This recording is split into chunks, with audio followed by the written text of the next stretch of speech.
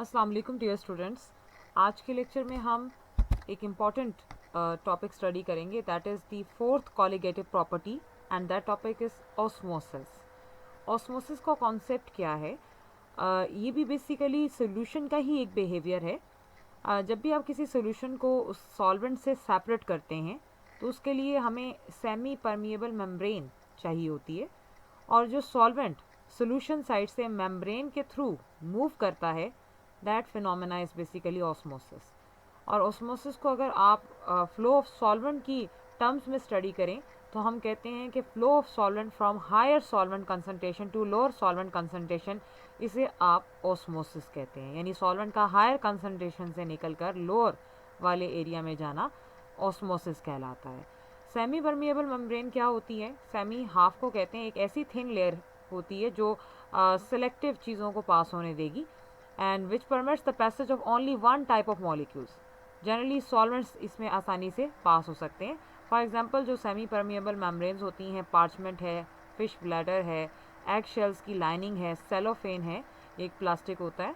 और एक semi permeable membrane का काम एक छलनी जैसा ही है जो सेपरेशन करती है, और ऑस्मोसिस के लिए हम इसे स्टडी करते हैं। एक्सपेरिमेंटल स्टडी की बात करें तो ऑस्मोसिस पर सबसे पहले जो 1748 के अंदर नॉलेट वाज अ पर्सन जिसने एक्सपेरिमेंट किया। उसने क्या किया कि एक थीसल फनल ली, और उस थीसल फनल के जो ये बैली वाला पोर्शन है, इधर टाइटली एक पार्चमेंट का पीस जो है उसने स्ट्रेच कर दिया, और उसके बाद उसने इसमें एक फनल के अंदर एक कंसनट्रेटेड सोल्यूशन शुगर का पोर किया और उसे वाटर कंटेनिंग बीकर में रख दिया। अब थोड़ी ही देर बाद जो लिक्विड का जो लेवल है वो थीसल फनल में राइज होना शुरू हो गया, जो आप देख सकते हैं। पहले इनिशियल लेवल था तो वो फाइनली राइज हो चुका है, और कुछ टाइम के बाद ये एक सर्टन हाइट अटेन करने के बाद रुक जाता है। अब क्या रीज़न है इसके पीछे ये आपके पास राइज करता है, और जो है क्यों राइज करता है, क्या इसके पीछे फैक्टर है, उसकी रीज़न हम देखते हैं।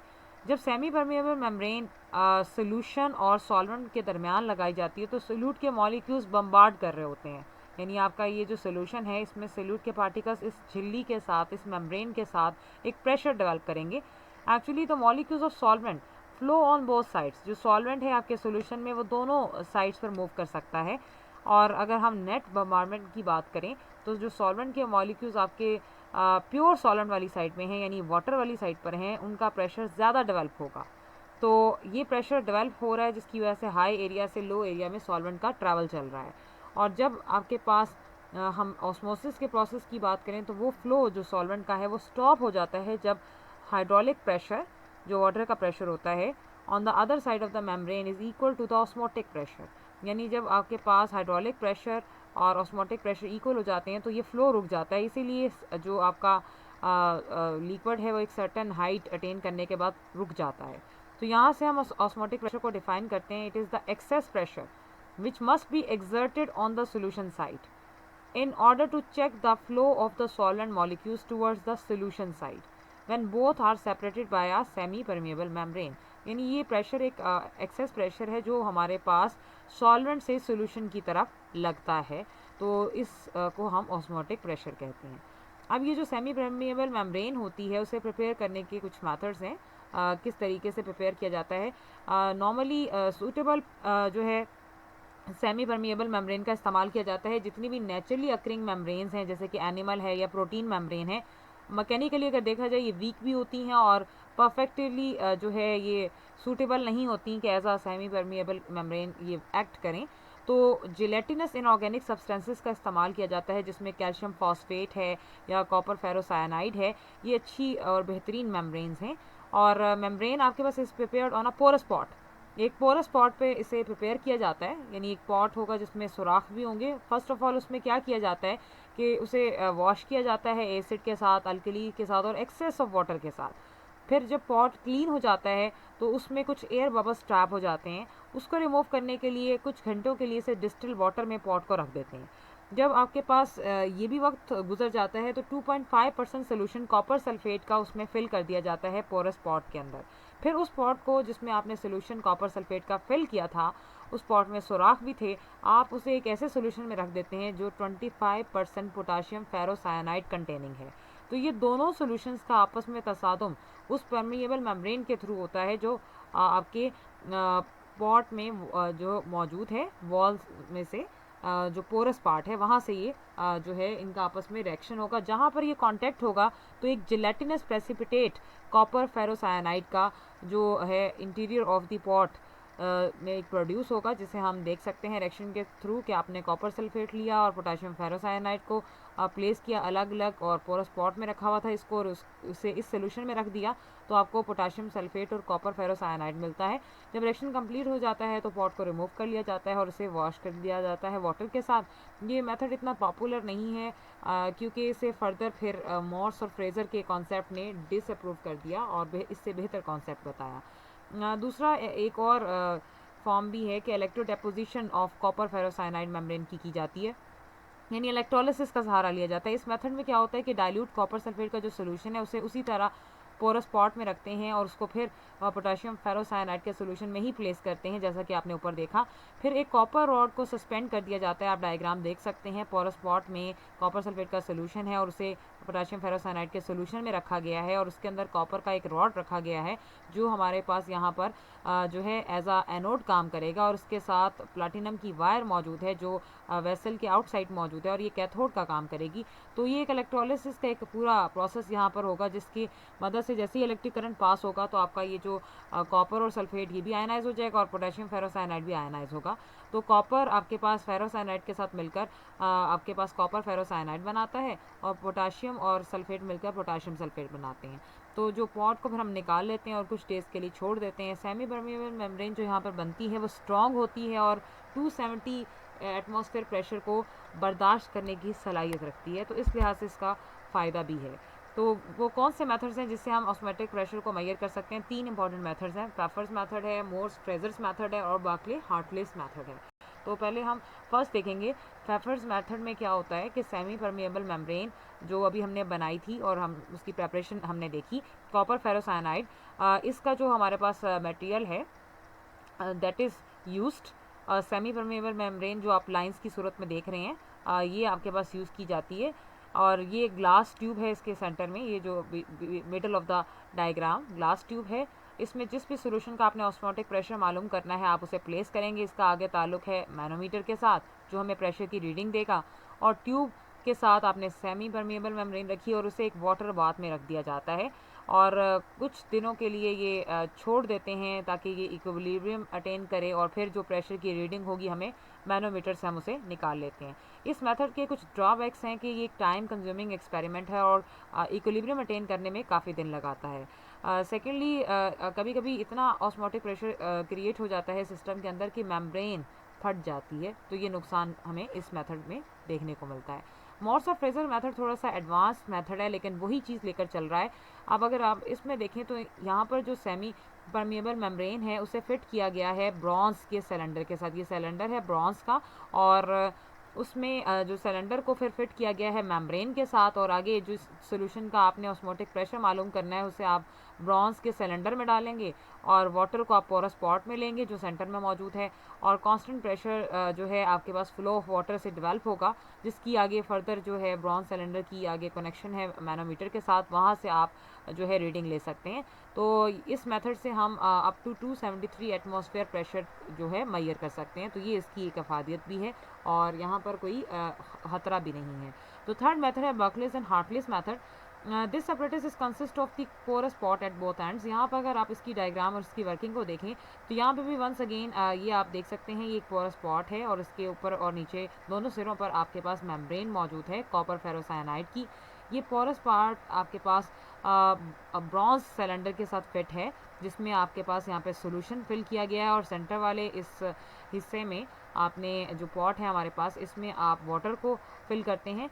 आगे ब्रॉन्ज का जो ये सिलेंडर है इसका आगे ताल्लुक है पिस्टन के साथ और उस पर हम वेट्स रख कर प्रेशर को जो है अप्लाई करते हैं। जब वाटर फ्लो करता है टूवर्ड्स द सोल्यूशन, ये आपका वाटर सोल्यूशन की तरफ आएगा तो प्रेशर अप्लाई होगा पिस्टन पर, तो water of the level become stationary. यानी आप ऊपर से प्रेशर अप्लाई करेंगे, एक पॉइंट ऐसा आएगा कि वाटर यहाँ से निकल कर आपके सोल्यूशन में जाने की कोशिश करेगा, तो आपने इतना प्रेशर ऊपर से लगाया है कि वो वहीं पर स्टैटिक हो जाएगा, स्टेशनरी हो जाएगा। तो उस वक्त हम external pressure of the solution मालूम कर लेते हैं और इस तरह से हमें इसकी ऑस्मोटिक प्रेशर की कैलकुलेशंस करने में आसानी होती है। इस मेथड का फ़ायदा ये है कि ये क्विक मेथड है और सोल्यूशन की कंसंट्रेशन चेंज नहीं होती और मेम्ब्रेन के बस्ट होने का भी ख़तरा नहीं है। तो ये ऑस्मोटिक प्रेशर की मेजरमेंट्स हैं। अब हम फर्दर जो है इसका रिलेशन देखेंगे। यहाँ पर डिफरेंट जो है सुक्रोज और वाटर के सोल्यूशन की क्वांटिटीज़ ली गई हैं। जैसे जैसे कंसंट्रेशन बढ़ रही है, आपका ऑस्मोटिक प्रेशर भी इंक्रीज़ कर रहा है। आइसोटोनिक सॉल्यूशंस ऐसे सॉल्यूशंस होते हैं जिसमें आपके पास दो डिफरेंट, लेट्स सपोज दो सॉल्यूशंस हैं जिनकी कंसंट्रेशन डिफरेंट है लेकिन एक ही सॉल्वेंट में आपने उन्हें बनाया है। तो ऐसे सॉल्यूशंस को आप सेमी परमेएबल मेम्ब्रेन से सेपरेट भी कर देंगे तो उसमें सॉल्वेंट तो सेम है, तो they are called the isotonic solutions. Like आपके पास अगर हम कहेंगे सॉल्वेंट मॉलिक्यूल्स फ्लो करेगा solution of lower osmotic pressure से हायर की तरफ, तो ये कंटिन्यू रहेगा उस वक्त तक जब तक दोनों सॉल्यूशंस का ऑस्मोटिक प्रेशर सेम नहीं हो जाता। तो ऐसे पेयर्स ऑफ सॉल्यूशन जो आपके पास सॉल्वेंट मॉलिक्यूल्स का फ्लो जिनमें ना होने के बराबर है, हम कहते हैं कि simply which produce no flow of the solvent molecules through the semi membrane, तो उसे हम आइसोटोनिक सॉल्यूशंस कहते हैं। लाइक अगर इस चीज़ को आपने समझना है तो आप एक तरफ 100 ग्राम वाटर में 6 ग्राम यूरिया ले लें और दूसरी तरफ 100 ग्राम वाटर में ही अलग बीकर में 18 ग्राम ग्लूकोज ले लें और इन दोनों को इस तरह से एडजस्ट करें कि इनके दरमियान इन दोनों सॉल्यूशंस को सेमी परमेएबल मेम्ब्रेन से सेपरेट कर दिया जाए। तो ये दोनों आइसोटोनिक सॉल्यूशंस होंगे क्योंकि इनके अंदर सेम सॉल्वेंट इस्तेमाल हो रहा है, तो कंसंट्रेशन ग्रेडियंट का फ़र्क कहीं आपको देखने को नहीं मिलेगा। अब हमने ऑस्मोटिक प्रेशर के कॉन्सेप्ट से लॉस फाइंड आउट करने हैं और इसके लिए हमें कुछ इंपॉर्टेंट चीज़ों को देखना है। वॉन्ट ऑफ इक्वेशन हम डाइल्यूट सॉल्यूशंस की यूज़ करते हैं। वॉन्ट ऑफ बेसिकली एक साइंटिस्ट था जिसने ऑस्मोटिक प्रेशर को स्टडी किया और मेजर किया एक्वस सॉल्यूशंस पर, और इसने बहुत सारे वर्किंग में पैफर के मेथड को भी यूज़ किया जो एक गुड रिजल्ट भी दे रहा था। और इसका मानना था कि गैसेस की जो प्रॉपर्टीज़ हैं डाइल्यूट सॉल्यूशंस के साथ पैरेलल चलती हैं, यानी अप्रोच करती हैं। इसने डाइल्यूट सॉल्यूशन की एक थ्योरी भी दी जिसके मुताबिक a substance in a solution behaves exactly like a gas and the osmotic pressure of a dilute solution is equal to the pressure which the solute will exert if it is were a gas at the same temperature and occupying the same volume as the same solution। कि अगर same temperature पर same volume के साथ एक solution में जो भी pressure exert हो रहा है वो जितने भी सोल्यूट के पार्टिकल्स हैं वो एग्जर्ट करें जिस तरह आप किसी गैस में बिहेवियर देखते हैं। ये जो थ्योरी थी जो आपके पास सिंपल लॉज पर बेस करती थी जो गैस लॉज हैं, और उसने वन बाय वन लॉज को भी रिलेट करके बताया है। वेंट हॉफ का Boyle's law, according to this law at a certain temperature the osmotic pressure of a solution is proportional to its smaller concentration. कि ऑस्मोटिक प्रेशर का concentration से एक रिलेशन है जो आप डिराइव करेंगे यहाँ पर, और डायरेक्ट रिलेशन है कांस्टेंट टेम्परेचर पर। तो ये जो साइन आप देख रहे हैं पाई का, ये आपके पास ऑस्मोटिक प्रेशर का सिंबल है। It is directly proportional to concentration. जब इसको हटाएंगे तो प्रोपोर्शनलिटी कांस्टेंट के लगाएंगे आप, और वेरिएबल को एक तरफ ले जाएं तो pi over C is equal to K, और ये जो वन ओवर कंसनट्रेशन होती है that is equivalent to volume, क्योंकि कंसनट्रेशन इन्वर्सली प्रोपोर्शनल होती है वॉल्यूम के। तो अगर वॉल्यूम को उधर ले जाएं और कंसनट्रेशन को नीचे ले आएँ तो आप 1/c की जगह पाई के फैक्टर या v के फैक्टर को भी डिनोट कर सकते हैं। तो हमारा एक्सप्रेशन बनेगा पाई v इज इक्वल टू के।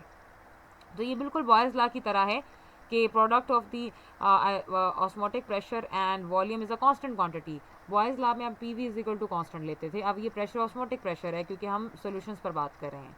Pressure temperature law, second law जो है इसके मुताबिक ऑस्मोटिक प्रेशर जो है टेम्परेचर के डायरेक्ट रिलेशन में है। जब कंसनट्रेशन को कांस्टेंट किया जाता है तो पाई डायरेक्टली प्रोपोर्शनल है टी के, तो ये के इक्वल हो जाएगा, और पाई ओवर टी के इक्वल है, और रेशियो ऑफ प्रेशर और temperature is a constant quantity, ये आप पढ़ा करते थे चार्ल्स लॉ में, जो कि टेम्परेचर लॉ है। फिर है want of Avogadro's law. Went of Avogadro's law की अगर हम बात करें तो इस लॉ के मुताबिक equimolal solution of different solutes having the same osmotic pressure provided that the solutes do not undergo association or dissociation is same। कि आपके पास डिफरेंट सॉल्यूट्स हैं और उनका एक ही मोलल टाइप का सोल्यूशन है और सेम ऑस्मोटिक प्रेशर है, तो तो और आपके सोल्यूट ना तो एसोसिएट कर रहा है ना ही डिसोसिएट कर रहा है, तो इस कंडीशन के साथ आप ये कह सकते हैं कि equal volume of the two solutions having the same number of molecules is directly proportional to the osmotic pressure. तो ये हमारा थर्ड लॉ यहाँ से निकलेगा। अगर तीनों लॉज को कंबाइन किया जाए तो ये इनके एक्सप्रेशंस हैं, और कलेक्टिवली आपके पास pi is directly proportional to n T over V है। और कांस्टेंट को जब यहाँ पर पुट करेंगे तो आप उसी कांस्टेंट को जनरल गैस कांस्टेंट से डिवाइस करेंगे, pi V is equal to n R T, which is just like ideal gas equation. और इसका मतलब ये है कि डाइल्यूट सॉल्यूशंस भी आइडियल गैसेस की तरह ही बिहेव करते हैं। वैन हॉफ और राउट्स लॉ का एक्सप्रेशन जो है कलेक्टिवली वर्कआउट करेगा यहाँ पर। Van Hoff law of osmotic pressure can be reduce from the Raoult's law of lowering of vapour pressure. और राउट्स लॉ एप्लीकेबल होता है डाइल्यूट सॉल्यूशंस पर, जब आपके पास सोल्यूट्स की कंडीशन क्या हो, नॉन वोलेटाइल नॉन इलेक्ट्रोलाइट, जो आपने प्रीवियसली देखा। So van't Hoff law in its present form is also applicable to dilute solutions of non volatile non electrolyte substances. जो फीचर्स आपने राउट्स लॉ में देखे वो वैन हॉफ के भी हैं। यहाँ पर कुछ लिमिटेशंस भी हैं कि अगर आपका सोल्यूशन उसमें मौजूद सोल्यूट नॉन इलेक्ट्रोलाइट हो तो ये लॉ फॉलो होगा, प्लस उसकी मोलैलिटी 0.1 से ग्रेटर ना हो तो लॉ फॉलो होता है। और परसेंटेज ऑफ डेविएशन आपकी कंसंट्रेशन के साथ या तो इंक्रीज होती है या डिक्रीज होती है। ये लॉ एक और सूरत में भी फेल हो जाता है जब हम सॉल्यूशन ऑफ इलेक्ट्रोलाइट्स की बात करते हैं जिनका ऑस्मोटिक प्रेशर ऑब्जर्व्ड से हमेशा लॉ के मुताबिक जो प्रेशर है उससे हमेशा हमें ज़्यादा मिलता है। तो ये कंडीशंस के साथ हमारे पास वैन हॉफ लॉ जो है अगर ये फुलफिल हैं तो फॉलो होगा। ऑस्मोटिक प्रेशर भी एक कॉलिगेटिव प्रॉपर्टी है। Pi V is equal to n R T. अगर आप एन और वी को इस तरफ ले आएँ तो ये सी के इक्वल है, तो pi is directly proportional to C. अगर आप टेम्परेचर कांस्टेंट कर देते हैं तो आर और टी तो दोनों कांस्टेंट हो जाएंगे। तो ऑस्मोटिक प्रेशर हम कह सकते हैं कि now it depends on the concentration of the solution, लेकिन नेचर ऑफ द सोल्यूट पर डिपेंड नहीं करता, सिर्फ कंसंट्रेशन पर डिपेंड करता है। सो ऑस्मोटिक प्रेशर एक कॉलिगेटिव प्रॉपर्टी है। थर्मोडायनेमिक ट्रीटमेंट इसके साथ भी हम उसी तरह प्रूव करेंगे जैसे हमने मेल्टिंग जो डिप्रेशन एंड आपके पास फ्रीजिंग पॉइंट और एलिवेशन इन बॉइलिंग पॉइंट में कुछ फैक्ट्स मालूम किए थे। तो ये एक एक्सप्रेशन है हमारे पास thermodynamic equation, pi is equal to R T V one naught natural log of P naught over P, जिसमें pi osmotic pressure, T temperature, V one naught molar volume solvent के लिए है, पी नॉट प्योर सॉल्वेंट का vapour pressure और P solution का vapour pressure है। अगर आप इसमें थोड़ा सा चेंजेस करें और रीअरेंज करें इस इक्वेशन को तो वी वन नॉट उस तरफ जाएगा तो पाई वी वन नॉट हो जाएगा, R T natural log P naught over P. Routes law के मुताबिक पी ओवर पी नॉट जो होता है वो x1 के इक्वल होता है और x1 प्लस x2 1 के इक्वल होता है, यानी sum of mole fraction equal to unity. तो यहाँ से आप x1 की अगर वैल्यू निकाल लें तो ये 1 वहाँ जाकर माइनस हो जाएगा इसके साथ, तो p ओवर पी नॉट की वैल्यू आ जाएगी हमारे पास 1 माइनस x2। तो आप इस एक्सप्रेशन नंबर 2 में देख रहे हैं कि नेचुरल लॉग लिया जा रहा है इसका, तो आपने नेचुरल लॉग लेना है, natural log of p over P not. तो वो आपके पास नेचुरल लॉग, इसका अगर नेचुरल लॉग लेंगे तो नेचुरल लॉग इसके साथ भी आ जाएगा और इसके साथ भी आ जाएगा, जो नेक्स्ट एक्सप्रेशन में आप देख सकते हैं। लेकिन हमारी इक्वेशन में पी नॉट ऊपर है और पी नीचे है, तो आप इस इक्वेशन को रिवर्स करें तो पी नॉट ऊपर और पी नीचे आ जाएगा और यहाँ साइन माइनस का लग जाएगा। सो अब इस एक्सप्रेशन को अगर आप देखें तो आपके पास ये वैल्यू हम इक्वेशन 2 में पुट कर सकते हैं। तो हमारा एक्सप्रेशन क्या बनेगा, pi V one naught that is equal to minus R T और नेचुरल लॉग पी की जगह आप क्या पुट करेंगे, दैट इज़ 1 माइनस x2। पिछले हमने जो टॉपिक्स हैं उसमें भी ये फैक्टर पढ़ा था कि जब हमारे पास इस तरह से नेचुरल लॉग की टर्म आती है तो हम एक्सपेंशन फैक्टर यूज़ करते हैं, जिसमें हमने minus x square plus x square का square 2 factorial minus x square cube 3 factorial and up to so on put किया था। और उसके बाद हमने कहा कि सोल्यूशन क्योंकि डाइल्यूट है तो x2 इतना स्मॉल है कि उसके स्क्वेयर और जो क्यूब के फैक्टर्स हैं वो हम नेग्लेक्ट कर देंगे। तो natural log of 1 minus x2 सिर्फ माइनस x2 के इक्वल होगा। जब इस वैल्यू को आप इस एक्सप्रेशन में पुट करेंगे तो ये माइनस और माइनस प्लस हो जाएंगे, तो x2 आपके पास आ जाता है एक्सप्रेशन जो कि 4 है। अब x2 क्या होता है, number of moles of solute divide by total number of moles. Solution dilute है तो n2 को आप इग्नोर कर देंगे डिनोमिनेटर में से, तो x2 is equal to n2 over n1 रह जाएगा। अब pi V one naught is equal to R T n2 over n1 का एक्सप्रेशन आ जाएगा, यानी x2 में आप ये वैल्यू पुट करेंगे तो ये एक्सप्रेशन बनेगा। अब इसको ज़रा आप n1 को उधर ले जाएं तो ये मल्टीप्लाई हो जाता है यहाँ पर। n1 और v1 नॉट का ये एक्सप्रेशन वॉल्यूम के इक्वल होता है जो सॉल्वेंट का वॉल्यूम है, तो हम इसको रिप्लेस कर सकते हैं v के साथ। तो pi v is equal to n2 R T हमारा एक्सप्रेशन नंबर 5 बनेगा। जो कि वैन हॉफ इक्वेशन है ऑस्मोटिक प्रेशर की, इसको थोड़ा सा रीअरेंज करें और नंबर ऑफ मोल्स की वैल्यू यहाँ अगर पुट करें तो that is equal to W2/m2।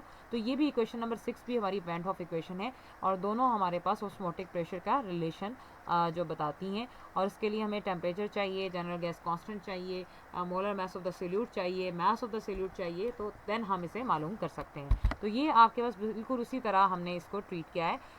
Pi is equal to N2/V/RT आपके पास एक एक्सप्रेशन बनता है जो हमने भी पीछे निकाला कि आइडियल गैस एक्सप्रेशन की तरह। तो N2/V जो है कंसनट्रेशन है, तो हम इस एक्सप्रेशन को चेंज करके एक नई फॉर्म भी ला सकते हैं, pi is equal to CRT, जिसके मुताबिक आपने भी थोड़ी देर पहले प्रूव भी किया कि ऑस्मोटिक प्रेशर कंसनट्रेशन के डायरेक्ट रिलेशन में होता है जब टेम्परेचर कांस्टेंट कर दिया जाता है।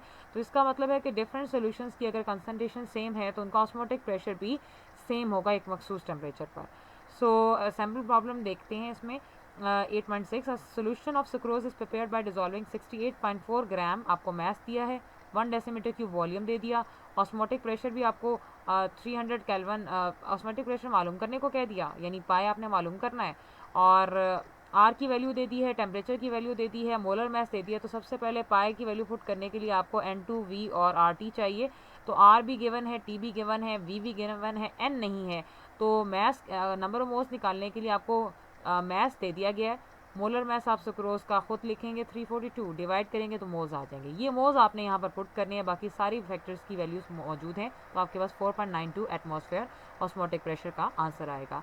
सैम्पल प्रॉब्लम 8.7 में आप देख सकते हैं कि osmotic pressure of solution containing 7 gram of dissolve protein in 100 centimetre cube of solution is 25 torr at body temperature 37 degree centigrade.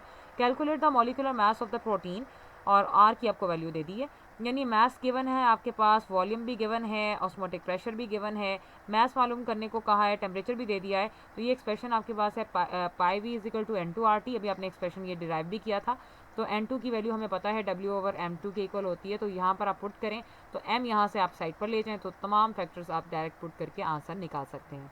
इसके लिए लाजिम है कि आपको एक्सप्रेशन की डेरिवेशन पर जो है अबूर हासिल हो। मैकेनिज्म की बात करते हैं कि mechanism of action of the semi permeable membrane. बहुत सारी theories I for the selectivity of the action of the membrane. तो उसमें ये 3 थेरीज हम देखेंगे। मॉलिक्यूलर सीव थेरी, ये कॉन्सेप्ट ट्रॉप ने दिया और उसका मानना था कि जो सेमी परमेबल मेम्ब्रेन होती है वो छोटे छोटे पोर्स पर मुश्तमिल होती है जो सॉल्वेंट के छोटे मॉलिक्यूल्स को गुजरने देती है, लेकिन लार्ज सॉल्यूट के पार्टिकल्स उसी मेम्ब्रेन के पास ही रिटेन रह जाते हैं। लेकिन ये भी देखने को मिला कि वो सॉल्वेंट के मॉलिक्यूल जो बिगर देन द सॉल्यूट हैं फर्दर वो भी पास कर जाते हैं। तो ये थेरी जो है कॉन्ट्राडिक्ट कर गई कि हाउ वाज इट पॉसिबल कि सॉल्यूट के पार्टिकल्स अगर बड़े साइज़ के हैं तो वो पास नहीं कर रहे लेकिन सॉल्वेंट के पास कर रहे हैं। तो मॉलिक्यूलर सेव थेरी का जो कॉन्सेप्ट है वो कन्फाइंड हो गया। फिर आ गई एब्जॉर्प्शन थेरी। एब्जॉर्प्शन थेरी जो है इसकी भी कुछ प्रेफरेंसेस हैं। इसके मुताबिक आपके सॉल्वेंट के जो मॉलिक्यूल्स हैं किसी भी मेम्ब्रेन की सरफेस पर एडजॉर्ब हो जाते हैं, यानी एक फिजिकल कांटेक्ट डेवलप करते हैं, और क्योंकि ये पोर्स के बिल्कुल करीब पहुंच जाते हैं इसीलिए इजीली पास भी कर सकते हैं। थर्ड कॉन्सेप्ट था कैपिलरी एक्शन। इस थेरी के मुताबिक जो सेमी परमेबल मेम्ब्रेन है it consist of large number of microscopic capillaries, यानी छोटी छोटी कैपिलरीज पर ये मुश्तमिल थी जो सॉल्वेंट से वेट नहीं होती थी। The vapours of the solvent can pass through these from region of high pressure to low pressure, यानी आपका जो सॉल्वेंट के वेपर्स हैं वो हाई ग्रेडियंट से लो ग्रेडियंट में पास कर जाते थे लेकिन जो है वेट नहीं करते थे। तो vapour pressure on the solvent side हमेशा ग्रेटर होता है देन द सोल्यूशन साइड। लेकिन दिस थेरी को अगर हम इसका कॉन्ट्रडिक्शन देखें तो यहाँ पर एक वीकनेस थी कि वेटिंग बिहेवियर का जो कॉन्सेप्ट है वो जस्टिफाई नहीं कर रहा था थेरी को, तो इसीलिए इसको भी ऑन स्टैक रखा गया। This is the concept of the osmosis. अब हम पढ़ेंगे, अभी जितनी भी हम क्वालिटीज़ पढ़ रहे थे वो नॉर्मल कॉलिगेटिव प्रॉपर्टीज़ थी। अब इसके बरक्स एक और भी कॉलिगेटिव प्रॉपर्टीज़ होती हैं जिन्हें हम एबनॉर्मल कॉलिगेटिव प्रॉपर्टीज़ कहते हैं। 4 कॉलिगेटिव प्रॉपर्टीज़ में आपने देखा कि हम मोलर मास आराम से मालूम कर सकते थे by different ways, by different forms. और कभी कभी ऐसा होता है कि डिफरेंट मेथड से ये वैल्यूज़ हमारी थ्योरेटिकल वैल्यू से मैच नहीं करती थी। उसकी वजह क्या थी कि बहुत सारे कंपाउंड्स ऐसे होते हैं कि उनके मॉलिक्यूल्स डिसोसिएट भी करते हैं और एसोसिएट भी करते हैं। अब दोनों फैक्टर्स में हम देखेंगे कि क्या चेंजेस होते हैं। जब सॉल्यूट के पार्टिकल्स डिसोसिएट करते हैं मतलब ब्रेक होते हैं तो पार्टिकल्स की तादाद बढ़ जाती है सॉल्यूशन में और कॉलिगेटिव प्रॉपर्टी इंक्रीज कर जाती है। और एसोसिएशन के सिलसिले में क्या होता है कि पार्टिकल्स जुड़ना शुरू हो जाते हैं तो पार्टिकल्स की तादाद भी कम हो जाएगी और कॉलिगेटिव प्रॉपर्टीज़ भी आपके पास डाउन हो जाएंगी यानी डिक्रीज हो जाएंगी। अगर आप फार्मूलाज देखें कोलिगेटिव प्रॉपर्टीज़ का, ये चारों एक्सप्रेशंस आपने जो है lowering of vapour pressure, elevation in boiling point, depression in freezing point and osmotic pressure का आज कॉन्सेप्ट पढ़ा, तो सब एक्सप्रेशंस जो हमने फाइनली प्रूव किए सब हमें बताते हैं कि ये तमाम कोलिगेटिव जो प्रॉपर्टीज़ हैं वो मोलर मास के, सॉल्यूट के इन्वर्सली रिलेटेड हैं। तो colligative properties inversely proportional to 1 over molar mass. तो मोलर मास को इस तरफ ले जाएं और कोलिगेटिव प्रॉपर्टी को नीचे ले जाएं, बात एक ही है। और मोलर मास के रिस्पेक्ट से अगर आप कोलिगेटिव प्रॉपर्टी को देखें तो colligative properties number of solute particles पर डिपेंड करती हैं। तो हम कह सकते हैं कि मोलर जो मास है वो इन्वर्सली प्रोपोर्शनल है 1 over number of solute particles. So इस तरह आप ये एक्सप्रेशन फाइंड आउट कर सकते हैं। सेकेंडली हमारे पास एसोसिएशन का क्या कॉन्सेप्ट है कि एसोसिएशन के मुताबिक some of the organic substances undergo association in non aqueous solvents. कुछ ऐसे सब्सटेंसेस होते हैं कि जब उन्हें नॉन एक्वस सॉल्वेंट्स में डाला जाता है तो वो जुड़ना शुरू हो जाते हैं। तो टोटल नंबर ऑफ मॉलिक्यूल्स हमारे सोल्यूशन में क्या हो जाएंगे? कम, क्योंकि एसोसिएट करना शुरू कर दिया सोल्यूट ने। तो ये एसोसिएशन किस वजह से होती है? आपस में फोर्सेस डेवलप हो जाती हैं which is mainly due to hydrogen bonding. तो हाइड्रोजन बॉन्डिंग से अक्सर औकात डाइमर्स भी बनते हैं। तो सोल्यूट मॉलिक्यूल जब डाइमर्स बनाते हैं तो number of solute particles half हो जाता है, तो मोलर मास क्या हो जाएगा? डबल। तो आपके पास पार्टिकल्स का और मोलर मास का आपस में इन्वर्स रिलेशन है। जब आपके पास बॉन्डिंग स्ट्रांग होगी तो नंबर ऑफ सोल्यूट पार्टिकल्स कम होंगे तो मास डबल हो जाता है। यही वजह है कि हमें थ्योरेटिकल और एक्चुअल वैल्यूज़ में फ़र्क मिलता है। एसिटिक एसिड की बात करें तो मोलर मास इसका 120 है रादर देन 60। उसकी वजह इसका डाइमर बनाना है, और डाइमर की सूरत में ये आपके पास बेंजीन जब इसमें डाली जाती है तो ये डाइमर बनाता है, तो जिसकी वजह से पार्टिकल्स जो हैं कम हो जाएंगे और मास डबल हो जाएगा।